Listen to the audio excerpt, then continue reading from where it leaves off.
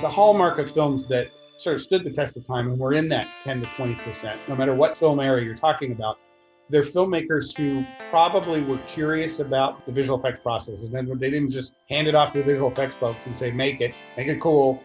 They were really interested in the techniques enough that they understood how to kind of cut with the grain and design shots and moments in a way that suited the technology of the time. So when you get to Jurassic Park, on the one hand, yes, they took enormous chances. Baz Williams and Mark DePay and Dennis Muren, who sort of did this secret little side project to animate a T-Rex and then show it to Steven, even in its test form, as amazing as it was miles away from what they needed it to be to convince audiences. And they all took a huge leap. But at the same time, they didn't go crazy. They still relied heavily on Stan Winston's amazing practical creatures and just slotted in the CG where they thought they could do it with carefully designed shots. That's a combination of a bold effort to do something really new, but also having taste and understanding of how to execute the work so that they don't overreach. Of course, then and the rest of the 90s were full of overreach, which is what I think having CG a little bit of a black eye. People were trying to do all kinds of things that